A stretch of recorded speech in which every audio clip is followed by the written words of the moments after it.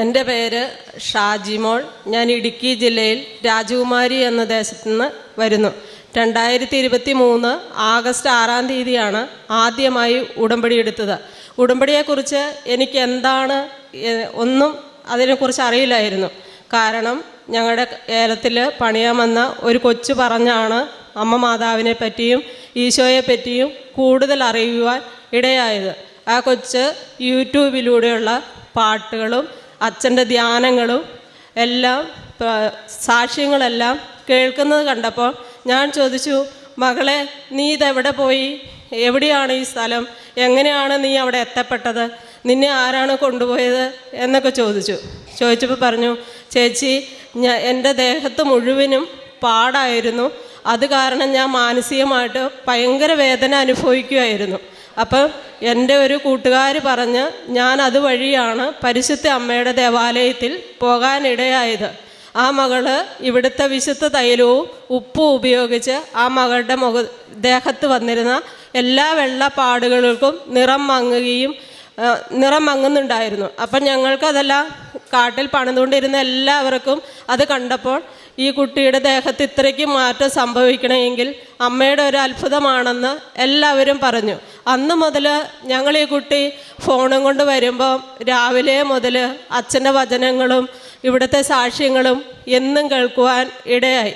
അങ്ങനെ ഇരിക്കുക ഒരവസരത്തിൽ എൻ്റെ ഇളയ മകള് ജർമ്മൻ ഭാഷ പഠിക്കുവാൻ കോതമംഗലത്തെ മെൻഡർ എന്നൊരു സ്ഥാപനത്തിൽ 6 മാസത്തെ കോഴ്സിന് ചേർന്നു. അവിടെ ചേർന്നപ്പോഴാണ് അവിടുത്തെ കൊച്ചുകുട്ടികളെല്ലാം അമ്മ മാതാവിൻ്റെ മക്കളാണെന്ന് കുഞ്ഞിന് മനസ്സിലായി. അപ്പോൾ ഇവൾ എന്നോട് പറഞ്ഞു, മമ്മി എൻ്റെ കൂടെ വരുമോ? ആലപ്പുഴയിൽ അമ്മ മാതാവിൻ്റെ ഒരു പള്ളിയുണ്ട്, അവിടെ ഭയങ്കര അത്ഭുതങ്ങൾ നടക്കുന്നുണ്ട്, പ്രാർത്ഥിച്ചാൽ എന്തും അമ്മ തരുമെന്നാണ് എൻ്റെ കൂട്ടുകാർ പറയുന്നത്. മമ്മി എൻ്റെ കൂടെ വരുമോ എന്ന് ചോദിച്ചു. അപ്പം ഞാൻ പറഞ്ഞു, മോനെ നമ്മൾ അങ്ങോട്ടൊന്നും പോയി ഒരു പരിചയവും ഇല്ല, ഞാനൊന്ന് അന്വേഷിച്ച് നോക്കട്ടെ, എന്നിട്ട് മോടെ കൂടെ ഞാൻ വരാം എന്ന് പറഞ്ഞു. അങ്ങനെ ഞാൻ ഒരു കുറച്ച് ദിവസം കഴിഞ്ഞപ്പോൾ ഈ കുട്ടി വീണ്ടും എന്നോട് അങ്ങനെ തന്നെ പറഞ്ഞു, എക്സാം അടുത്ത് വരുവാണ്, ജർമ്മൻ എക്സാം ഭയങ്കര ടഫാണ്, അപ്പം നമ്മൾ ഈശോയും മാതാവിനെയും കൂടുതൽ അറിഞ്ഞാൽ മാത്രമാണ് അത് പാസ്സാകുള്ളൂ, മമ്മ എൻ്റെ കൂടെ വാ മമ്മ എന്ന് പറഞ്ഞു. എന്നിട്ട് ഞങ്ങൾ മൂത്ത മകൾക്ക് ക്യാമ്പസ് ഇൻ്റർവ്യൂവിലൂടെ ഒരു ഫാഷൻ സ്റ്റോറിൽ ASM ആയിട്ട് ജോലി ലഭിക്കുകയുണ്ടായി. അപ്പോൾ അവളെ ഞങ്ങൾ എറണാകുളത്ത് കൊണ്ടേ ആക്കിയിട്ട് ആ വഴി നേരെ ഏതാണ്ട് സന്ധ്യയോടടുക്കാറായി ഇവിടെ വന്ന് കയറുമ്പോൾ ഇവിടെ ഭയങ്കര തിക്കും തിരക്കുവാ. അപ്പം ഞാൻ പറഞ്ഞു, എൻ്റെ പൊന്നു മോനെ എങ്ങനെ ഇതിൻ്റെ അകത്തേക്ക് കിടക്കുക എന്ന് എനിക്ക് അറിഞ്ഞുകൂടാ, ഇന്ന് ഏതായാലും നേരം വൈകി, നമ്മൾക്കിവിടെ ആരെയും പരിചയമില്ല, അപ്പം എന്ത് ചെയ്യണമെന്ന് ഞങ്ങൾക്ക് യാതൊരു എത്തും പിടിയില്ല. അപ്പം ഞാൻ ഓർത്തു, ഒരു അറിവായ കൊച്ചു എൻ്റെ കൂടെയുണ്ട്, ഞാൻ എന്ത് ചെയ്യും മാതാവേ എന്നോർത്തു.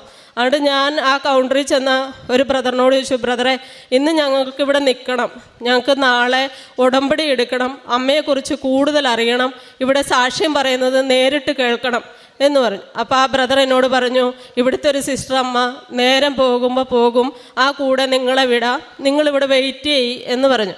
ഞങ്ങളിവിടെ 7:30 വരെ ഇവിടെ വെയിറ്റ് ചെയ്തു. അച്ഛൻ്റെ വചനങ്ങൾ കേട്ടു, സാക്ഷ്യം പറയുന്നത് കേട്ടു. എല്ലാം കഴിഞ്ഞ് കഴിഞ്ഞാൽ ഞങ്ങൾ അവിടെ കോൺവെൻറ്റിൽ പോയി ഉറങ്ങി. രാവിലെ ഒരു 5:30 ആയപ്പോഴത്തേക്ക് ഇവിടെ വന്നു. ഒരു 6-7 ടോക്കൺ കിട്ടി. മോളിൽ പോയിരുന്നു. അപ്പം ഞാൻ മോളോട് പറഞ്ഞു, നീ എടുക്കുക ഉടമ്പടി, നിനക്കല്ലേ ആവശ്യം എന്ന് പറഞ്ഞു. അപ്പം കൊച്ചനോട് പറഞ്ഞു, മമ്മി ഈ ഉടമ്പടി എടുത്താൽ കൃത്യമായും പാലിക്കണം, ഞാൻ ഹോസ്റ്റലിൽ നിൽക്കുമ്പോൾ അത് ചെയ്യാൻ ബുദ്ധിമുട്ടാണ്, അതുകൊണ്ട് മമ്മ തന്നെ ഈ ഉടമ്പടി എടുത്താൽ മതി. എന്നിട്ട് മുകളിൽ പോയി ക്ലാസ്സുകൾ ഏകദേശം കുറേ സമയം ഉണ്ടായിരുന്നു, അതെല്ലാം കേട്ടു. ഉടമ്പടി എടുത്ത് ഞാൻ വീട്ടിൽ പോയി. ഇവിടുന്ന് തന്ന പ്രേക്ഷിത പത്രങ്ങൾ ഞാൻ കുഞ്ഞിൻ്റെ കയ്യിൽ 5-8 എണ്ണം കൊടുത്തു. അവൾ കൊടുത്തപ്പോൾ കൂട്ടുകാർ പറഞ്ഞു, ഞങ്ങളുടെ കയ്യിലൊക്കെ ഉണ്ട് മോളെ, ഞങ്ങൾക്ക് വേണ്ട എന്ന് പറഞ്ഞുകൊണ്ട് കുട്ടി പത്രം അവിടെ വെച്ചിരുന്നു. എൻ്റെ കയ്യിൽ കിട്ടിയത് കുറച്ചൊക്കെ ഞാൻ സപ്ലൈ ചെയ്തു, ബാക്കിയുള്ളത് ഞാനും അവിടെ വെച്ചിരുന്നു. അപ്പോൾ ആദ്യത്തെ ഉടമ്പടിയിൽ ഞാൻ ചെയ്തത് സുവിശേഷ വേല ചെയ്യുക എന്നുള്ളതൊരു പ്രധാന പോയിൻ്റാണെന്ന് എനിക്ക് ക്ലാസ്സിലൂടെ മനസ്സിലായെങ്കിലും ഞാൻ അതിന് തീക്ഷ്ണത കാണിച്ചില്ല. കാരണം ഇത് നമ്മൾ മറ്റുള്ളവർ പറഞ്ഞറിഞ്ഞ ഒരനുഭവമാണ്. അപ്പോൾ എനിക്ക് വലിയ ഫോൺ ഉണ്ടായിരുന്നില്ല, ചെറിയ ഫോണാണ്. അപ്പം എൻ്റെ ആഗ്രഹം ഇങ്ങനെയായിരുന്നു. ഇവിടെ ഇരുന്നപ്പോൾ ഒരു കുട്ടി എന്നോട് പറഞ്ഞു, ചേച്ചി യൂട്യൂബ് ചാനലിൽ സാക്ഷ്യങ്ങളും അച്ഛൻ്റെ വചനങ്ങളുമുണ്ട്, ചേച്ചി അത് കേൾക്കണമെന്ന് പറഞ്ഞപ്പോൾ ഞാൻ പറഞ്ഞു, മോളെ എൻ്റെ കയ്യിൽ വലിയ ഫോണൊന്നുമില്ല, കിട്ടുവാണെങ്കിൽ ഞാൻ ശ്രമിക്കാം മോളെ എന്ന് പറഞ്ഞു. അത് കഴിഞ്ഞ് ഞാൻ ആഗ്രഹിച്ചു, അമ്മയോട് ഞാൻ പറഞ്ഞു, അമ്മേ വലിയ ഫോൺ ഒരെണ്ണം കിട്ടിയിരുന്നെങ്കിൽ ഈ സാക്ഷ്യങ്ങളും വചനങ്ങളും കേൾക്കാമായിരുന്നല്ലോ, അപ്പോൾ ഇതിൽ തന്നെ നമുക്ക് മുന്നോട്ട് പോകാൻ സാധിക്കുമായിരുന്നു. ഇതല്ലാതെ പോയി കഴിഞ്ഞാൽ മുന്നോട്ട് പോകാൻ വളരെ ബുദ്ധിമുട്ടാണ്. കാരണം ഇതിനെക്കുറിച്ചൊരു ഗ്രാഹ്യം നമുക്കില്ലാത്തതുകൊണ്ട് എത്രമാത്രം ആഴപ്പെടുവാൻ സാധിക്കുമെന്ന് എനിക്ക് ഒട്ടും ഉറപ്പില്ലായിരുന്നു. ഞാൻ പ്രാർത്ഥിക്കുന്ന ഒരു വ്യക്തിയാണ്, എന്നാൽ തന്നെയും അമ്മ മാതാവ് എന്നോട് കൂടി ഉണ്ടായിരുന്നെങ്കിൽ തന്നെയും എനിക്ക് വിശ്വാസം ഉറപ്പിക്കുവാൻ അച്ഛൻ്റെ ധ്യാനങ്ങൾ കേൾക്കുമ്പോൾ ഓരോ വചനങ്ങൾ പറയുമ്പോൾ അതെൻ്റെ ഹൃദയത്തെ തൊട്ട് പറയുന്നതാണെന്ന് എനിക്ക് ബോധ്യം വന്നു. അങ്ങനെ ഞാൻ രണ്ടാമത് ഇവിടെ വന്ന ആദ്യത്തെ ഉടമ്പടിയിൽ എനിക്ക് സാധിച്ച ഒരു കാര്യം, അപ്പോൾ അമ്മ മാതാവിൽ വിശ്വസിക്കാൻ മാത്രമായിട്ട് അമ്മ എനിക്കൊരു അടയാളം തന്നു. കുഞ്ഞ് ജർമ്മൻ ഭാഷ പഠിച്ച് ഇവിടെ കൊച്ചി ഗോയിറ്റയിൽ എക്സാം എഴുതി 2 കുട്ടികൾക്കാണ് ഓൺലൈനായിട്ട് അപേക്ഷിച്ചിട്ട് കിട്ടി. ഈ 2 മിനിറ്റും കൊണ്ട് ചെയ്യുന്ന ഒരു കാര്യമായിരുന്നു. അതിൽ കിട്ടിയിട്ട് കുട്ടിക്ക് പാസ്സായി കഴിഞ്ഞപ്പോൾ തന്നെ എനിക്ക് മനസ്സിലായി, നമ്മൾ ചോദിക്കുന്നത് എന്തും തരാൻ ശക്തിയുള്ളൊരു മാതാവാണ് അവിടെ ഇരിക്കുന്നതെന്ന് എനിക്ക് മനസ്സിലായി. അപ്പോൾ തന്നെ ഞാൻ പറഞ്ഞു, എൻ്റെ ഉടമ്പടി അപ്പോൾ ഞാൻ 3 മാസം കഴിഞ്ഞ് പുതുക്കേണ്ട ഉടമ്പടി 6 മാസമായിട്ട് ഞാൻ പുതുക്കിയില്ല. കാരണം എനിക്ക് വരാനുള്ള സാമ്പത്തിക ടൈറ്റ് തന്നെ ഇവിടെ വരെ വരണം. കുട്ടി ജർമ്മൻ പാസ്സാകുന്നതിന് മുമ്പ് തന്നെ നേഴ്സിങ്ങിന് ഒരു സീറ്റ് അഡ്മിഷൻ കിട്ടി. കുട്ടി മൈസൂർ ഒരു കോളേജിൽ നേഴ്സിങ്ങിന് ചേർന്നു. അത് കഴിഞ്ഞപ്പോൾ ഞാൻ തന്നെയായി. അപ്പോൾ എനിക്ക് എങ്ങനെയെങ്കിലും അമ്മയുടെ അടുത്ത് വരണമെന്ന് ഭയങ്കര ആഗ്രഹമായിരുന്നു. ഓരോ തവണയും പൈസകൾ കൂട്ടി വയ്ക്കുമ്പോൾ ആ പൈസകൾ എങ്ങനെയെങ്കിലുമൊക്കെ ചിലവായി പോകും.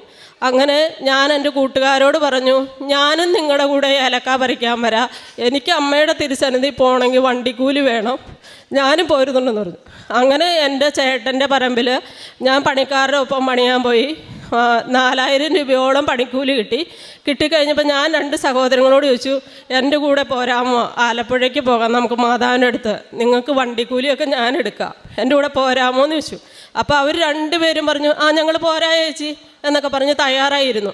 അത് കഴിഞ്ഞ് അവസാന നിമിഷം ഞാൻ പോരാനല്ല ഒരുങ്ങിക്കഴിഞ്ഞ് ഞാൻ അവരുടെ വീട്ടിൽ ചെന്നപ്പോൾ ആ ബ്രദറിനോട് ആ കൊച്ചു ചോദിച്ചു, ചേട്ടാ ഞാൻ ഈ ചേച്ചിയുടെ കൂടെ കൃപാസനത്തിൽ പൊക്കോട്ടെ എന്ന് ചോദിച്ചപ്പോൾ ആ ബ്രദർ പറഞ്ഞ മറുപടി കേട്ടപ്പം എനിക്ക് ഭയങ്കര സങ്കടമായി.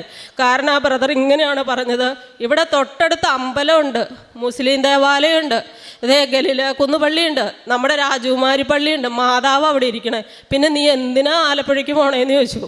അപ്പോൾ വേറെ 1-2 പേരും കൂടെ ആ തിണ്ണയിൽ അത് കേട്ടുകൊണ്ടിരിക്കുന്നുണ്ടായിരുന്നു. എനിക്കപ്പോൾ അയാൾ എന്നെ ഇൻസൾട്ട് ചെയ്തല്ലോ എന്നോർത്ത് മാനസികമായിട്ട് ഭയങ്കര വേദനയായി. അപ്പം ഞാൻ ഇത്രമാത്രം പറഞ്ഞു, എടി മോളെ അവനിഷ്ടമില്ലെങ്കിൽ നീ വരണ്ട, കാരണം കുടുംബത്തിൽ പ്രശ്നമുണ്ടാവും. ഇതിനെല്ലാം ഒരവസരം ഒരുക്കുന്ന മാതാവ് എനിക്ക് അത്ഭുതം പ്രവർത്തിച്ചു കഴിയുമ്പോൾ നിന്നെ കൊണ്ട് തന്നെ ഞാൻ സാക്ഷി എഴുതി അമ്മ മാതാവിൻ്റെ മുന്നിൽ പറയാനൊരവസരം ഇവനെ കാണിക്കാൻ നിനക്ക് തരൂന്ന് പറഞ്ഞു. എന്നിട്ട് ഞാൻ വിശ്വാസത്തോട് പ്രാർത്ഥിച്ചു. അന്ന് മുതൽ ആ മകന് മേത്ത് ഒരു അലർജി പോലെ ഒരു രോഗം വന്നിട്ട് എന്ത് ചെയ്ത സൗഖ്യമാകുന്നില്ല. ഉള്ള ഹോസ്പിറ്റലുകളിൽ കൂടിയൊക്കെ ആ മകൻ പോയി. എന്നിട്ട് ഞാൻ എന്നെ ചെയ്തു, അമ്മയുടെ വിശുദ്ധ തൈലവും വിശുദ്ധ ഉപ്പും ഞാൻ പറഞ്ഞു വെള്ളത്തിലിട്ട് ആ മകന് വെള്ളം കുടിക്കാൻ കൊടുക്കുക, ഈ തൈലം കൊണ്ടുപോയി നീ ആ മകൻ്റെ ശരീരത്തെ പുരട്ടി നോക്കുക, സൗഖ്യപ്പെടുമായിരിക്കും, അവൻ അറിയാതെ പറഞ്ഞു പോയ തെറ്റല്ലേ, അത് മാതാവ് ക്ഷമിക്കും എന്ന് പറഞ്ഞു. അങ്ങനെ ചെയ്ത എന്നിട്ട് അതിന് ശേഷമാണ് അയാൾക്ക് മരുന്ന് ഫലിക്കാൻ തുടങ്ങിയത് ഹോസ്പിറ്റലിൽ പോയിട്ട്. അങ്ങനെ ഞാൻ പോരുകയും ചെയ്തു. അപ്പം ഞാൻ അവിടെ നിന്ന് തന്നെ രാജകുമാരിയിൽ നിന്ന് രാവിലെ 5:30 ബസ് കയറി തന്നെ. അപ്പം ഞാൻ അമ്മ മാതാവിനോട് പ്രാർത്ഥിച്ചു, ഞാൻ പോരുന്ന വഴി മുഴുവനും ഛർദ്ദിക്കും, തല കറങ്ങും, എനിക്കൊരു ബോധം ഉണ്ടാവില്ല ബസ്സിലൊക്കെ കയറിയ. അപ്പം ഞാൻ അമ്മയോട് പറഞ്ഞു, അമ്മേ നിൻ്റെ വലത്ത് കയ്യിൽ എന്നെ ഞാൻ പിടിക്കുക, അമ്മ ഈശോയെ എൻ്റെ കൂടെ വരണം, വാഹനത്തിൽ യാത്ര ചെയ്യുമ്പോൾ ഞാൻ സാധാ വീട്ടിലിരിക്കുന്നത് പോലെ തന്നെ ആയിരിക്കണം യാത്ര ചെയ്യുന്നത്, അമ്മ എൻ്റെ കൂടെ വരണം കേട്ടോ, അമ്മ എന്നെ അവിടെ കൊണ്ടെത്തിക്കണം, ഞാൻ ഒറ്റയ്ക്കാണ് പോകുന്നത് എന്ന് പറഞ്ഞു. ഞാൻ വീട്ടിലിരിക്കുന്ന അതേ ഫീലിൽ തന്നെ ഇവിടെ പള്ളിയിൽ വന്നു, ദേവാലയത്തിൽ വന്നു. ഉടമ്പടി 2023-24 22/2/24 ഉടമ്പടി പുതുക്കി, പഴയ നിയോഗം തന്നെ വീണ്ടും പുതുക്കി വെച്ചു. ഇവിടെ വന്ന് അച്ഛനെ കാണാനും അച്ഛൻ്റെ ഒരു കൈവപ്പ് ശുശ്രൂഷയിൽ പങ്കെടുക്കുവാനും എനിക്ക് സാധിക്കുകയുണ്ടായി. അപ്പം ഞാൻ ആത്മാർത്ഥമായിട്ട് പ്രാർത്ഥിച്ചു. പോയപ്പോൾ രണ്ടാമത് ഉടമ്പടി പുതുക്കിയപ്പോൾ ഞാൻ ഹിന്ദി പത്രവും മലയാളം പത്രവും തമിഴ് പത്രവും വാങ്ങി. ആ പത്രങ്ങളെല്ലാം ഞാൻ ഒന്നുപോലും കളയാതെ എല്ലാം കൂട്ടിവെച്ചിട്ട് ഒരാഴ്ചക്കാലം പ്രാർത്ഥിച്ചു. മാതാവേ, അർഹതമായ കരങ്ങളിൽ ഇതെത്തിക്കുവാൻ എന്നെ അനുഗ്രഹിക്കണം. ഇത് കൊടുക്കുന്ന ആരും വാങ്ങിച്ചിട്ട് അവിടെ വെച്ചിട്ട് പോകരുത്. പോകുവാണെങ്കിൽ എൻ്റെ കണ്ണിന് കാണിച്ചു തരണേ മാതാവേ എന്ന് പറഞ്ഞു. എന്നിട്ടിങ്ങനെ പ്രാർത്ഥിച്ചൊരുങ്ങി ഞാൻ കുറച്ച് പേർക്ക് പൂപ്പാറ എന്ന് പറയുന്ന സ്ഥലത്ത് കുറച്ച് ഈ കാരണന്മാർ ഭക്ഷണമൊന്നുമില്ലാതെ ഡ്രസ്സൊന്നുമില്ലാതെ കടത്തിണ്ണകളിൽ കൂടി ഉറങ്ങുന്നവരുണ്ട്. അപ്പം ഞാൻ ഒരു തമിഴ്നാട് ബസ് നമ്മുടെ കയ്യിൽ കടന്നു പോകുന്നുണ്ട്. അപ്പോൾ കുറച്ച് ഭക്ഷണവും എടുത്തു. ഈ പത്രങ്ങളെല്ലാമായിട്ട് ഞാൻ പൂപ്പാറയ്ക്ക് പോകാനായി ഈ ബസ്സിൽ വന്ന് കയറിയപ്പോൾ 1-2 തമിഴ്ക്കാരെ എനിക്ക് പരിചയമുള്ളവരുണ്ടായിരുന്നു. അവരോട് ഞാൻ ചോദിച്ചു, അക്ക നിങ്ങൾ എങ്ങോട്ട് പോകുന്നു എന്ന് ചോദിച്ചു. ഞങ്ങൾ തേനിക്ക മോളെ എന്ന് പറഞ്ഞു. എന്നാൽ അക്ക ഈ പത്രം ഒരെണ്ണം വായിച്ചിട്ട് അടുത്തുള്ളവർക്ക് ഇത് ഷെയർ ചെയ്യാമോ എന്ന് ചോദിച്ചു. അതിനെന്നെ ഇങ്ങ് തരാൻ പറഞ്ഞു. അവർക്ക് 1-2 പത്രം കൊടുത്തു. അത് കഴിഞ്ഞപ്പോൾ എനിക്ക് ഭയങ്കര സന്തോഷമായി. കാരണം നമ്മുടെ ഈ ദേശത്തു നിന്ന് അടുത്ത ദേശത്തിലേക്ക് ആ പത്രം പോയല്ലോ എന്ന്.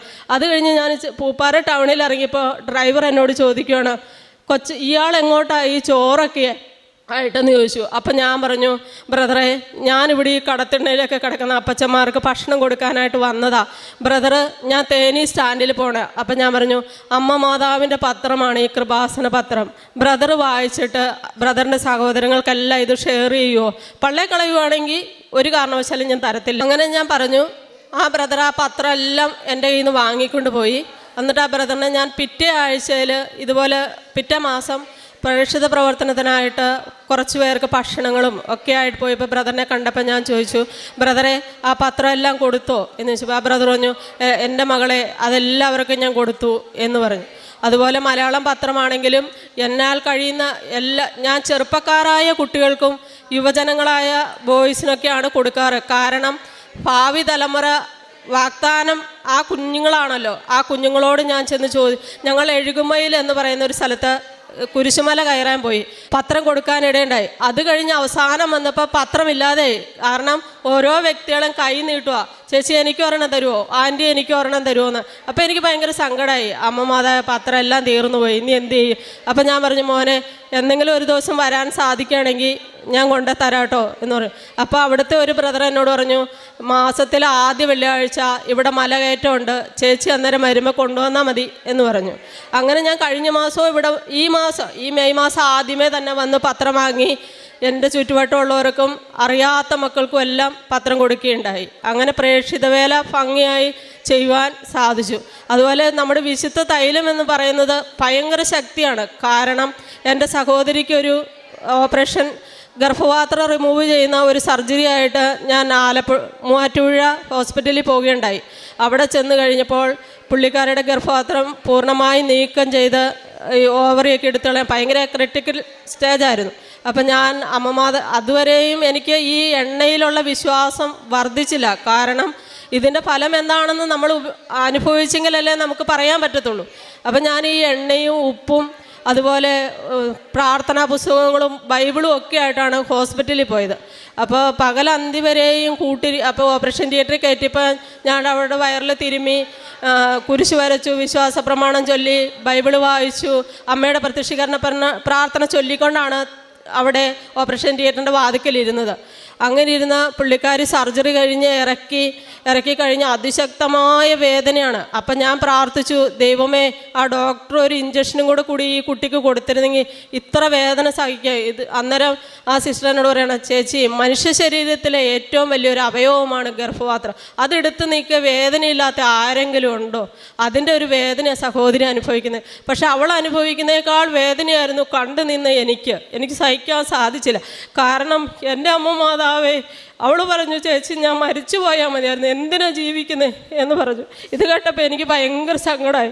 അപ്പം ഞാൻ ഈ കൊച്ചിനെ ICU ഇറക്കി കൊണ്ടേ കിടത്തി കഴിഞ്ഞപ്പോൾ ഞാൻ പറഞ്ഞു, മോനെ, നീ വിശ്വാസത്തോടെ പ്രാർത്ഥിക്കുക, അമ്മ മാതാവ് നിൻ്റെ കൂടെയുണ്ട് എന്ന് പറഞ്ഞു. അപ്പോൾ കാറ്റില്ലാത്തൊരു ഫാനിൻ്റെ ചുവട്ടിലായ കിടത്തിയായിരുന്നേക്കുന്നതുകൊണ്ട് എനിക്ക് കൈ കഴിച്ചിട്ട് വയ്യ, വീശി ഞാൻ മടുത്തു. ഞാൻ അമ്മ മാതാവിൻ്റെ എണ്ണ എടുത്ത് അവിടെ ശരീരത്തിൽ തൊട്ട് കുരിശ് വരച്ച് പ്രാർത്ഥിക്കുമ്പോൾ അവൾ അരമണിക്കൂർ ഉറങ്ങും.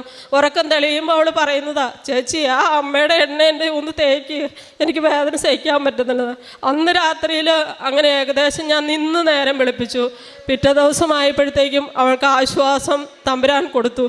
അവിടുന്ന് അമ്മ മാതാവ് തൊട്ടു എന്ന് കൊടുത്തു എന്ന് എനിക്ക് അന്നേരം തന്നെ മനസ്സിലായി. അതുപോലെ തന്നെ ആ വാർഡിൽ പ്രസവ വാർഡാണ്. അപ്പോൾ ICU ആണ്. ഒരു കൊച്ചുകുട്ടി ഉണ്ടായിട്ട് 3 ദിവസമായി എന്നാണ് ആ ചേച്ചിമാർ പറയുന്ന വാർഡിലുള്ള. അവരെന്നോട് പറഞ്ഞു, ചേച്ചി ആ എണ്ണ എവിടുന്ന്? അപ്പം ഞാൻ പറഞ്ഞു, ഞാൻ ആലപ്പുഴ കൃപാസന മാതാവിൻ്റെ പള്ളിയിൽ പോയി അവിടെ നിന്ന് എനിക്ക് കിട്ടിയ വിശുദ്ധ തൈലവും ഉപ്പുമാണിത്. ഞാൻ അമ്മയുടെ ഒരു ഭക്തയാണ്, നിങ്ങൾക്ക് വിശ്വാസം ഇല്ലല്ലോ.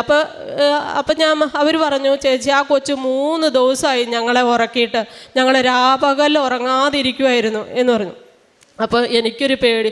ഞാൻ കിടന്നുറങ്ങി. ഇപ്പം തലേദിവസം ഞാൻ ഉറങ്ങില്ല. അപ്പം ഞാൻ എന്നെ ചെയ്തു, പുതച്ച് മൂടി കിടന്ന് അടുത്തൊരു ബെഡിൽ കയറി കിടന്ന് ഉറങ്ങി. 3 മണിയായപ്പോൾ എന്നെ ആ മാതാവ് കിടത്തില്ല. എണീക്ക് നീ ആ കുട്ടിക്ക് വേണ്ടി പ്രാർത്ഥിക്കുന്നു മാത്രം പറയുന്നത് എനിക്കറിയാം. ഇതാരേ ഈ പ്രാർത്ഥിക്കുന്നു പറയണേ? തലയ്ക്ക് വന്നിരുന്നോണ്ട് പ്രാർത്ഥിക്കുന്നു പറയുന്ന പോലെ തോന്നുക. അപ്പം ഞാൻ ചാടി എണീറ്റ്. അപ്പം ഞാൻ എന്നെ ഇപ്പോൾ പ്രാർത്ഥനയിലേക്ക് വന്നപ്പോൾ 3 മണിക്ക് രാത്രിക്ക് വിളിക്കാറുണ്ട് മാതാവ്. അതുപോലെ പകൽ 5:30 മുതൽ പ്രാർത്ഥിച്ചാൽ 7:30 വരെയും പ്രാർത്ഥിക്കാൻ എനിക്ക് സാധിക്കുന്നുണ്ട്. അങ്ങനെ ഞങ്ങൾ 3 മണിക്ക് എണീറ്റു. ഞാൻ നോക്കുമ്പോൾ എല്ലാവരും എണീറ്റ് കൊച്ചിനെ നോക്കി ഇരിക്കുക. ഈ കൊച്ച് ഭയങ്കര ശല്യം. ആ കൊച്ചിൻ്റെ മാതാപിതാക്കളും അവരുടെ ബന്ധുക്കളും എല്ലാം ഈ കൊച്ചിനെ കണ്ട് ഹാളിൽ കൂടെ അങ്ങോട്ടും ഇങ്ങോട്ടും എല്ലാം നടക്കുന്നുണ്ട്. പക്ഷേ അവർക്ക് ആ കൊച്ച്, ഡോക്ടർ വന്നിട്ട് പറയുന്നത് നിങ്ങൾ പാല് കുടിപ്പിക്കാഞ്ഞിട്ടാണ്. ആ കൊച്ച് പാലും കുടിക്കുന്നില്ല, ഒന്നുമില്ല. എന്നിട്ട് അപ്പോൾ അവരൊരു ഹിന്ദുക്കളാണ്. എനിക്ക് പേടി, എൻ്റെ ദൈവമേ എന്താവും. അപ്പം ഞാൻ അമ്മ മാതാവിനോട് പറഞ്ഞു, അവിടെ നിന്ന് പ്രത്യക്ഷീകരണ പ്രാർത്ഥനയൊക്കെ ചൊല്ലി കൊന്തയും ഇതെല്ലാം കയ്യിൽ മുറുകെ പിടിച്ചുകൊണ്ട് പതുക്കെ നടന്ന് ഇതും കയ്യിൽ പിടിച്ചുകൊണ്ട് അങ്ങ് ചെല്ലുക. അപ്പം എൻ്റെ ഹൃദയം ഭയങ്കരമായിട്ട് ഇടിക്കുന്നത് കേൾക്കാം. അപ്പോൾ അനീതി ഇങ്ങനെ പുതപ്പിനുള്ളിൽ കൂടെ നോക്കണ്ട്. കാരണം എന്നാണെന്നറിയാം, അവരെന്നേലും എന്നെ പറയുമെന്നറിയാനാ. അപ്പം ഞാൻ പറഞ്ഞു, എന്തായാലും വേണ്ടില്ല, ഞാൻ ഈ എണ്ണ ആ കൊച്ചിനെ തൊടിയിച്ചിട്ടേ ഉള്ളൂ എന്ന് പറഞ്ഞു. അപ്പം ഞാൻ അമ്മ മാതാവിനോട് പറഞ്ഞു, അമ്മേ എൻ്റെ കൂടെ പോരെ, അമ്മ എൻ്റെ കൂടെ വന്നെങ്കിൽ ചെയ്യാമെന്ന് പറഞ്ഞു. എന്നിട്ട് ഞാൻ അവിടെ അടുത്ത് ചെന്നു. അവരെ ആരെയും നോക്കില്ല, ഈ കൊച്ചിൻ്റെ മുഖത്തേക്ക് മാത്രം ഞാൻ നോക്കി. എന്നിട്ട് എൻ്റെ കയ്യിലിരുന്ന എണ്ണ, ആ വിശുദ്ധ എണ്ണ ഞാൻ ആ കൊച്ചിൻ്റെ നെറ്റത്ത് 3 പ്രാവശ്യം തൊട്ട് കുരിശ് വരച്ചിട്ട് ഞാൻ അമ്മയോട് പറഞ്ഞു, ഈ മകനെ, ഈ കുഞ്ഞു മോൾക്ക് സൗഖ്യം കൊടുക്കണം. അമ്മയുടെ ഒരു സാക്ഷിയായി, ഇവരേത് ജാതിയോ മതമോ എന്തോ ആയിക്കോട്ടെ, ഈ കുഞ്ഞ് സൗഖ്യപ്പെട്ടാൽ അമ്മയുടെ സന്നിധിയിൽ കൊണ്ടുവരാൻ ഞാൻ ഇവരോട് പറയാം. അമ്മേ, ഇവർക്ക് അതിനുള്ളൊരു അമ്മ കൊടുക്കുകയോ ഇല്ലേ എന്ന് പറഞ്ഞു. ആ കൊച്ചിൻ്റെ നെറ്റത്ത് കുരിശ് വരച്ച് കഴിഞ്ഞപ്പോൾ ഉണ്ടല്ലോ, ആ കൊച്ച് കയ്യിലിരുന്നിട്ട് ഒരു ഒറ്റ പിടച്ചപ്പോൾ ഞാനും പേടിച്ചു. ആ അമ്മ കുഞ്ഞിനെ പിടിച്ചുകൊണ്ടിരിക്കുന്ന തള്ള മാതാവ് എൻ്റെ നേരെ ഇങ്ങനെ ഉരുട്ടിയൊന്ന് നോക്കിയപ്പോൾ എൻ്റെ ഹൃദയം പടപടാന്നിടിച്ചു. ദൈവമേ, ഇവരുടെ കയ്യിൽ നിന്ന് ഞാൻ തല്ലുകൊള്ളു ഉറപ്പാ എന്ന് എനിക്ക് മനസ്സിലായി. അന്നേരം ചുറ്റിനും നിന്നിരുന്ന എല്ലാവരും ഓടി അടുത്ത് വന്നിട്ട് എന്നോട് ചോദിച്ചു, ഇതെന്താ ചേച്ചി അവിടെ സംഭവിച്ചത്, ചേച്ചി എന്താ ചെയ്തതെന്ന് ചോദിച്ചു. അപ്പം ഞാൻ പറഞ്ഞു, അമ്മയുടെ തൈലവും ഉപ്പും ആ കൊച്ചിനിച്ചിരി നൽകി, ആ കൊച്ചിന് രക്ഷപ്പെട്ടു, അത്രേ ഉള്ളൂ. ഞാനത് കഴിഞ്ഞ് അവരെന്നെ ഇങ്ങനെ ഒന്ന് നോക്കിയപ്പോൾ എൻ്റെ ഹൃദയം പടപടാന്നിടിച്ചു. അപ്പം ഞാൻ അനീതിയുടെ അടുത്ത് ചെന്നപ്പോൾ അനീതി എന്നോട് പറയാം, തല്ലുകൊള്ളാണ്ട് നീ രക്ഷപ്പെട്ടത് നന്നായി, അവർ കൂട്ടത്തോടെ ഏറ്റെങ്കിൽ നിന്നെ ഒരൊറ്റ അടിക്കേ ഉള്ളൂ എന്ന് പറഞ്ഞു. അപ്പം ഞാൻ പറഞ്ഞു, എടി എന്നായാലും ഈശോയുടെ ഇതിന് വേണ്ടി അടിക്കുകയാണെങ്കിൽ അതും കൊള്ളാൻ തയ്യാറാ, കുഴപ്പമൊന്നുമില്ല, അന്ന് ഇവർ തല്ലാതെ വിട്ടത് നന്നായി എന്ന് പറഞ്ഞു. എന്നിട്ട് ഞങ്ങളവിടെ പോയിരുന്നു. അത് കഴിഞ്ഞ് ഇവർ അങ്ങോട്ടും ഇങ്ങോട്ടും രാവിലെ നടക്കുന്ന ഒരു പരിപാടിയുണ്ട്. അപ്പോൾ ഈ ഹാളിൽ കൂടെ അങ്ങോട്ടും ഇങ്ങോട്ടും നടന്നു കഴിഞ്ഞപ്പോൾ ആ ചേച്ചി എണീറ്റ് വന്നിട്ട് എന്നോട് പറയുക, മോളെ, ഞങ്ങൾ ഉറങ്ങിയിട്ട് 3 ദിവസമായി, എന്തായാലും ആ എണ്ണയും ഉപ്പും എൻ്റെ കുഞ്ഞിന് കൊടുത്തപ്പോൾ ആ കുഞ്ഞിതേ കിടന്നുറങ്ങുന്നു. ഞങ്ങൾ ഉറങ്ങിയത് ഇന്നലെ രാത്രിയിലാണ് ഞങ്ങൾ ഉറങ്ങിയത്. അതെന്തായിരുന്നു, എവിടെയാണ് ആ പള്ളി, എന്താണ് അത്ഭുതം എന്നല്ല അമ്മച്ചി ചോദിക്കാൻ ഇടയുണ്ടായി. അപ്പം എന്നിട്ട് ഞങ്ങൾ പറഞ്ഞു, ഞാനിങ്ങനെ എല്ലാ കാര്യവും പറഞ്ഞു, ചേച്ചി കൊച്ചിനെയും കൊണ്ടും ഈ മോളും പള്ളിയിൽ പോകാറാകുമ്പോൾ പള്ളിയിലൊന്ന് കൊണ്ടുപോയി ആ മാതാവിൻ്റെ അടുത്ത് ഈ കുഞ്ഞിനെ ഒന്ന് കൊണ്ടുപോകണം കേട്ടോ എന്ന് പറഞ്ഞു. അവരതിന് ആയിക്കോട്ടെ എന്ന് പറയും. അത് കഴിഞ്ഞ് ഞാൻ ഇറങ്ങിപ്പോന്നപ്പോൾ അവർ പിറ്റേ ദിവസം ഞങ്ങൾ പോരുമ്പോൾ പറയുകയാണ്, എൻ്റെ വീട് സ്ഥലവും ജപ്തിക്കിരിക്കുക, ഞങ്ങൾക്ക് വേണ്ടി ഒന്ന് പ്രാർത്ഥിക്കുമോ എന്ന് ചോദിച്ചു. അപ്പം ഞാൻ പറഞ്ഞു, ഞാൻ പ്രാർത്ഥിച്ചിട്ട് എന്ത് കാര്യം, ഞാൻ പ്രാർത്ഥിക്കില്ല എന്നല്ല പറയുന്നത്. ചേച്ചി ഒരു കാര്യം ചെയ്യും, അമ്മ മാതാവിൻ്റെ ഈശോയുടെയും തിരുസന്നിധി പോയിട്ട് ഈ കാര്യം അവതരിപ്പിക്കുക, ചേച്ചിക്ക് ഉടനടി എല്ലാം അവിടെ നിന്ന് നൽകുന്ന അമ്മയെ കൂടെ ഉണ്ടെന്ന് പറഞ്ഞു. അങ്ങനെ ഒരു അത്ഭുതം, വലിയൊരു അത്ഭുതമായിരുന്നു ആ എണ്ണയിലൂടെ ഉപ്പിലൂടെ സാധിച്ചത്. അതുപോലെ ഞങ്ങൾക്ക് പറമ്പിൽ പണിയാൻ വരുന്നൊരു ചേച്ചി പെട്ടെന്ന് പ്രഷർ കൂടി അവരുടെ കണ്ണിൻ്റെ കാഴ്ച നഷ്ടപ്പെടുകയുണ്ടായി. ഞരമ്പുകളെല്ലാം ശോഷിച്ച് ഞരമ്പുകളൊന്നും വർക്ക് ചെയ്യാതെ വന്നപ്പോൾ അവരുടെ കണ്ണ് മങ്ങിപ്പോയി. മൂടൽ സംഭവിച്ചപ്പോൾ അവർ നമുക്ക് ഒത്തിരി ജോലിക്കായാലും എല്ലാ കാര്യങ്ങൾക്കും ഹെൽപ്പ് ചെയ്യുന്നൊരു മാതാവായിരുന്നു. അപ്പോൾ എനിക്ക് ഭയങ്കര സങ്കടമായിരുന്നു. ദൈവമേ, ആ ചേച്ചിയുടെ കണ്ണിൻ്റെ കാഴ്ച പോയി, എങ്ങനെ അതിന് മുന്നോട്ട് പോകും? കൂലിപ്പണി ചെയ്ത് ജീവിക്കുന്ന ഒരു മകളാണല്ലോ, ആ മകൾ ഇനി എന്ത് ചെയ്യുമെന്ന് ഓർത്ത് എനിക്കും ഭയങ്കര വേദനയാണ്. അതുകൊണ്ട് ഞങ്ങൾ രോഗി സന്ദർശനത്തിന് ഇങ്ങനെ 3-4 ഭവനങ്ങളിൽ കൂടെ പോയപ്പോൾ ആ ചേച്ചിയുടെ ഭവനത്തിലും ചെന്ന് കയറി ഈ എണ്ണയും ഉപ്പും ആ ചേച്ചിക്ക് കൊടുത്തു. ആ ചേച്ചിയുടെ കണ്ണിൽ കുരിശ് വരച്ചു. ആ ചേച്ചിയുടെ പ്രഷർ കണ്ണിൻ്റെ കുറഞ്ഞു. ആ ചേച്ചിക്ക് പൂർണ്ണമായും കാഴ്ച ലഭിച്ചില്ലെങ്കിലും ആ ചേച്ചിക്ക് ഇരിക്കുന്ന ആഹാരം, ഇത് ആഹാരമാണ്, ഇതെനിക്ക് വാരി കഴിക്കാം എന്നുള്ള പാകത്തിൽ അമ്മ അവരെ വിടുവിച്ചു. അപ്പോൾ ആ കണ്ണിന് കാഴ്ച നൽകി. അപ്പോൾ അവരെന്നോട് പറയുകയാണ്, 2 മാസത്തോടെയും കഴിഞ്ഞ് ഞാനും കൊച്ചിൻ്റെ കൂടെ പള്ളിയിലേക്ക് വരുന്നുണ്ടെന്ന് അറിയിക്കുകയുണ്ടായി. അതുപോലെ ഈ രോഗികളായിട്ട് കിടക്കുന്ന മാതാപിതാക്കളെ സന്ദർശിക്കുമ്പോൾ ഉപ്പും എണ്ണയും അവർക്ക് കൊടുക്കുമ്പോൾ അവർ ധാരാളം കാര്യങ്ങളാണ് പറഞ്ഞത്. ഞങ്ങൾക്ക് സൗഖ്യം കിട്ടി, സമാധാനം ഉണ്ടായി, പ്രാർത്ഥിക്കാൻ തോന്നുന്നുണ്ട്. അങ്ങനെ പല പല അനുഭവങ്ങളും ആ ഉപ്പിലും എണ്ണയ്ക്കും വലിയ ശക്തിയാണെന്ന് അന്നാണ് അതിൻ്റെ മഹത്വം തിരിച്ചറിയാനിടയായിത്തീർന്നത്. പിന്നെ സാക്ഷ്യത്തിലേക്ക് എനിക്ക് കിട്ടിയ അനുഭവം പറയട്ടെ. എൻ്റെ മകള് 6 മാസത്തെ ട്രെയിനിങ്ങിന് കയറി കഴിഞ്ഞപ്പോൾ ആദ്യം ട്രെയിനിങ് കഴിഞ്ഞ് കഴിഞ്ഞപ്പോൾ എക്സാം കഴിഞ്ഞപ്പോൾ പറഞ്ഞു പാസ്സായി, ഇയാൾ ASM പോസ്റ്റ് സ്ഥിരമായി എന്ന് പറഞ്ഞു.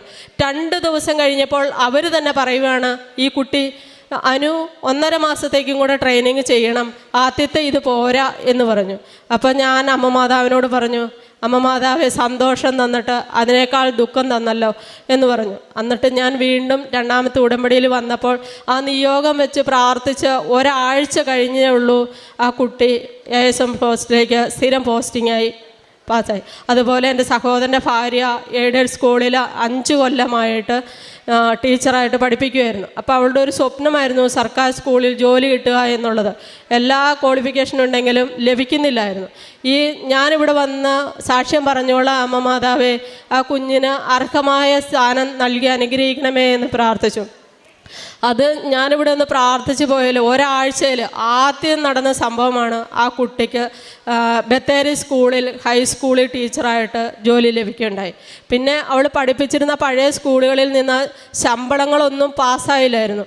എയ്ഡഡ് സ്കൂളുകളിൽ ശമ്പളം പാസ്സാകുവാൻ താമസമായിരുന്നു. അപ്പോൾ ആ കുട്ടിക്ക് അത് കിട്ടാതെ വന്നപ്പോൾ കുട്ടി എന്നോട് പറഞ്ഞു, ചേച്ചി, അവിടുത്തെ ശമ്പളം പാസ്സായെങ്കിലാണ് സർക്കാർ സ്കൂളിൽ കയറിയ ശമ്പളം പാസ്സാകുള്ളൂ, എന്താ ചെയ്യേണ്ടതെന്ന് എനിക്കറിയില്ല എന്ന്. ഞാൻ അമ്മ മാതാവിൻ്റെ മുന്നിൽ നിയോഗം വെച്ച് കണ്ണുനീരോടെ പ്രാർത്ഥിച്ചതിൻ്റെ ഫലമായി അതും ഈ കഴിഞ്ഞ ആഴ്ചയിൽ എല്ലാം റെഡിയായി ട്രഷറിയിലേക്ക് ബില്ലുകൾ കൈമാറി എന്നുള്ള ഒരു സന്തോഷ വാർത്ത വിളിച്ചു പറയാനിടയായിത്തീർന്നു. ഇത്രയെല്ലാം നൽകിയ ഈ മാതാവിന് ഈ അൾത്താരയിൽ കയറി നിന്ന് ഹൃദയം നിറഞ്ഞ് നന്ദി പറയുമ്പോൾ എൻ്റെ ജീവിതം പോരാ, ഇത്ര നന്ദി പറഞ്ഞാൽ തീർക്കാനെന്നാണ് എനിക്ക് തോന്നുന്നത്. അതുകൊണ്ട് അമ്മ മാതാവിനും ഈശോയ്ക്കും കോടാനുകോടി നന്ദി പറഞ്ഞ് എൻ്റെ ജീവിതം ഇനിയും അമ്മയുടെ സാക്ഷിയായി തീരണമേ എന്ന് പ്രാർത്ഥിച്ചുകൊണ്ട് ഞാനിവിടെ നിർത്തുന്നു. പരിശുദ്ധ അമ്മയുടെ മധ്യസഹായത്തിലേറെ പ്രത്യേകിച്ച് ഒരു സാക്ഷ്യത്തിൽ വ്യക്തിപരമായിട്ട് ലഭിച്ച അനുഭവങ്ങളോടൊപ്പം അല്ലാതെ അതിനേക്കാളും അപ്പുറം ഈ മറ്റുള്ളവർക്ക് വേണ്ടി പ്രാർത്ഥിച്ചപ്പം അവർക്ക് പെട്ടെന്ന് ലഭിച്ച അനുഭവങ്ങളാണ്. അത് ഒരുപക്ഷെ ഇദ്ദേഹം സാക്ഷ്യത്തിനിടയ്ക്ക് പറയുന്നുണ്ട്. കാരണം നമ്മളൊരു വസ്തുവിൽ, അതിൽ ഉടമ്പടിയിൽ ഏത് വസ്തുവായാലും, കാശുരൂപമാണെങ്കിൽ ഉടമ്പടിയിലെ നേർച്ചയിലായിട്ട് അല്ലെങ്കിൽ പ്രത്യേകമായിട്ട് നൽകുന്ന അഭിഷേക തൈലമാണെങ്കിലും എന്ത് തന്നെയാണെങ്കിലും അതിലൊരു ശക്തിയുണ്ട് എന്ന് നമ്മൾ മനസ്സിലാക്കണമെങ്കിൽ അതിനൊരു മറ്റുള്ളവർക്ക് ലഭിച്ച അനുഭവങ്ങൾ നമ്മൾ കേൾക്കുന്നതിനോടൊപ്പം വ്യക്തിപരമായിട്ട് നമുക്കതൊരു അനുഭവമായിട്ട് വേണം. ഇത് എല്ലാ കാര്യത്തിലും ഇത് തന്നെയാണ്. ഇപ്പോൾ ഒരു ദൈവികമായൊരു സാന്നിധ്യത്തിനെക്കുറിച്ച് മറ്റുള്ളവർ പറയുന്നത് കേട്ടുമ്പോൾ നമുക്ക് വിശ്വാസത്തിൻ്റെ ആദ്യപടിയാവും. പക്ഷേ ഏറ്റവും പ്രധാനപ്പെട്ടത് നമുക്കൊരു വ്യക്തിപരമായ അനുഭവം ഉണ്ടാകുമ്പോഴാണ് ഒരു ആഴപ്പെടലും ഒരു പുതിയൊരു ഉണർവും ഉണ്ടാകുന്നത്. അപ്പം ഉടമ്പടി ഈ ഒരു വ്യക്തി അനുഭവത്തിലേക്കാണ് ഒരാളെ നയിക്കുന്നത്. അപ്പം ആ അനുഭവങ്ങൾ കേൾക്കുമ്പോൾ തന്നെ നമുക്ക് വ്യക്തമാണ്. കാരണം അത്രയും പ്രാർത്ഥന ഒരുക്കത്തോടും കൂടി വിശ്വാസത്തോടു കൂടി ഒരു വിശ്വാസ പ്രഖ്യാപനം എന്നോണം പരിശുദ്ധ അമ്മയുടെ സാക്ഷിയാക്കി ആ കുഞ്ഞിനെ മാറ്റണമെന്നൊക്കെ പറഞ്ഞ് പ്രാർത്ഥിച്ച് ധീരമായിട്ട് നമ്മളൊരു സ്റ്റെപ്പ് മുന്നോട്ടെടുക്കുമ്പം ദൈവം അതിൻ്റെ കൂടെ നിന്നു എന്നുള്ളതാണ് ഏറ്റവും പ്രധാനപ്പെട്ട ഈ സാക്ഷ്യം. ഇപ്പം ദൈവം ഇതുപോലെ ദൈവനാമത്തിൽ ഇറങ്ങിത്തിരിക്കുന്ന യാത്രകളോടൊപ്പം ദൈവം ഉണ്ടാകും എന്നുള്ളത് കർത്താവിൻ്റെ ഒരു വാഗ്ദാനത്തിൻ്റെ ഭാഗമാണ്. യുഗാന്ത്യം വരെ ഞാൻ നിങ്ങളുടെ കൂടെ ഉണ്ടാകും എന്ന് പറയണത് നമ്മൾ പോകുന്നിടത്തെല്ലാം വരുമെന്നല്ല, ദൈവനാമത്തിൽ നമ്മൾ ഇറങ്ങിത്തിരുന്നിടത്തും ദൈവനാമത്തിൽ ദൈവത്തിന് വേണ്ടി നമ്മൾ നടത്തുന്ന യാത്രകളോടൊപ്പം ദൈവസാന്നിധ്യം കൂടെ സഞ്ചരിക്കും എന്നുള്ളത്. അതിന് പ്രകടമായ അടയാളമെന്ന് പറയുന്ന അപ്പോസ്തലന്മാരുടെ പ്രവർത്തനങ്ങളുടെ പുസ്തകങ്ങൾ വായിക്കുമ്പോൾ അറിയാം. അപ്പോസ്തലന്മാർ പ്രസംഗിക്കുന്നിടത്തെല്ലാം പരിശുദ്ധാത്മാവ് നിറഞ്ഞു എന്നും അടയാളങ്ങൾ നടത്തിയത് അപ്പോസ്തലന്മാരുടെ ഈ പ്രസംഗത്തെ ജനങ്ങൾ വിശ്വസിക്കേണ്ടതിന് വെറുതെ പ്രസംഗിച്ചിട്ട് മാത്രം കാര്യമില്ല. കാരണം അതിന് വ്യക്തമായിട്ടൊരു മാനസാന്തരം ഉണ്ടാകണം, അടയാളങ്ങൾ വെച്ച് സ്ഥിരീകരിക്കണം. ഇത് മർക്കോസിൻ്റെ 16:20 വീണ്ടും ആവർത്തിക്കുന്നുണ്ട്. അപ്പം നമ്മുടെ ഈ വിശ്വാസയാത്രയിൽ നമ്മൾ വിശ്വസിക്കേണ്ടതിനും നമ്മൾ പ്രാർത്ഥിക്കുന്ന വ്യക്തികൾ വിശ്വസിക്കേണ്ടതിനും വ്യക്തമായിട്ടൊരു ദൈവിക ഇടപെടലുണ്ടാകും. അതിന് ഒരു വിശുദ്ധിയോടുകൂടിയുള്ളൊരു ജീവിതം നമുക്കൊരു ശ്രമമുണ്ടായെങ്കിൽ ഈശോയും മാതാവും അതിന് കൂടെ തന്നെ നിൽക്കും എന്നുള്ളത് എത്രയേറെ സാക്ഷ്യങ്ങൾ അനുദിനം നമ്മൾ കേട്ടുകൊണ്ടിരിക്കുകയാണ്. അതുകൊണ്ട് ഉടമ്പടി ഇങ്ങനൊരു ജീവിതത്തിൻ്റെ മാർഗ്ഗനിർദ്ദേശവും മാർഗ്ഗദർശിയുമാണ്. അപ്പോൾ ഈ ഒരു പ്രാർത്ഥനയിൽ ശക്തമായിട്ട് നിലനിൽക്കുവാൻ ഇതുപോലുള്ള ഉടമ്പടി പ്രേക്ഷിത കാരുണ്യ പ്രവർത്തനങ്ങളുടെ യാത്രകൾ കൂടുതൽ സഹായിക്കട്ടെ. അപ്പം ഈശോ തന്നെ കുറച്ച് മുമ്പേ സാക്ഷ്യത പറയുന്നത് എഴുന്നേക്ക്, നീ അവിടെ ഇപ്പോൾ കൊച്ചിന് പോയി, അല്ലെങ്കിൽ മാതാവ് തന്നെ തോന്നിപ്പിച്ചു എന്നൊക്കെയാണ് പറയണത്. ഇതിപ്പോൾ ആദ്യം നിങ്ങൾ സാക്ഷ്യം സ്ഥിരം കേൾക്കുന്നവർക്ക് ഞാൻ ഈ പറയുന്ന കാര്യം കുറച്ചുകൂടെ വ്യക്തമാവും. ഇതൊക്കെ സാക്ഷ്യങ്ങൾ ആവർത്തിക്കുന്ന കാര്യമാണ്. നമ്മൾ സ്വസ്ഥമായിട്ടിരിക്കുന്ന സമയത്ത് ഉള്ളിൽ നിന്ന് പ്രേരണ ഉണ്ടാവുക, ഇതൊക്കെ ഈ പ്രേരണകളെക്കുറിച്ച് നമ്മൾ ബൈബിൾ വായിക്കുന്നതാണ്. അപ്പോസ്തല പ്രവർത്തനങ്ങളിലൊക്കെ പീലിപ്പോസിന് പ്രേരണ ഉണ്ടായി, എഴുന്നേറ്റ് നടക്കുക, അവിടെ പോകുമ്പോൾ ഇന്നോട്ട് പോകും. അപ്പം ഇങ്ങനെയുള്ള അനുഭവങ്ങൾ വിശ്വാസത്തിലിരിക്കുന്നവർക്ക് ഇപ്പോഴും സുലഭമായിട്ട് ലഭിക്കുന്നു. അതിന് ഉടമ്പടി ഒരു കാരണമാകുന്നു. അത് ചെയ്യുന്ന കൂട്ടത്തിൽ ദൈവം ആ പ്രവൃത്തിയെ അത് സൗഖ്യമാണെങ്കിലും പ്രവർത്തനം അത് ഓൺ ചെയ്യുന്നു. ഇത് തന്നെ പറയുന്നു, യുവാക്കളെയും യുവതികളെയും അല്ലെങ്കിൽ ശ്രദ്ധിച്ച് മാത്രം നീ പ്രേക്ഷിത പ്രവർത്തനം കോർഡിനേറ്റ് ചെയ്യണമെന്നൊക്കെ ഒരു സന്ദേശമൊക്കെ ഈ വ്യക്തി തന്നെ പ്രാർത്ഥിച്ച് കിട്ടുന്നു. അപ്പോൾ ഇങ്ങനെ വ്യക്തമായിട്ട് ഒരു അനുഭവത്തിൻ്റെ ഒരു സാക്ഷ്യം നമുക്ക് കേൾക്കുവാൻ ദൈവം ഇടവരുത്തി. ഇത് തന്നെയാണ് ബൈബിളിൽ നമ്മൾ വായിക്കുന്നത്. ഓരോ അപ്പോസ്തലന്മാരും അല്ലെ പൗലോസ് അപ്പോസ്തലനാണെങ്കിൽ അപ്പോസ്തലന്മാരൊക്കെ ചെയ്ത പ്രേക്ഷിത കാരുണ്യ പ്രവർത്തനങ്ങളുടെ ഒരു ടോട്ടലാണ് ബൈബിളിൽ എഴുതിയിരിക്കുന്നത്. ഇതുപോലെ തന്നെയാണ് ഓരോ വ്യക്തിയും വിശ്വാസത്തിന് വേണ്ടി ഇറങ്ങിത്തിരിക്കുന്നത് ഒരു ബൈബിള് പോലെ സാക്ഷ്യമായിട്ട് പറയുന്നതാണ്. ഏറെ പ്രത്യേകിച്ച് ഈ ഒരു സാക്ഷ്യം ഉടമ്പടിയിൽ എടുത്ത് നമുക്ക് എല്ലാവർക്കും ഒരു സഹായകവും പ്രചോദനമാകട്ടെ എന്ന് പ്രാർത്ഥിക്കുന്നു. നമുക്ക് കരങ്ങളടിച്ച് ദൈവത്തിൻ്റെ നാമം മഹത്വപ്പെടുത്താം.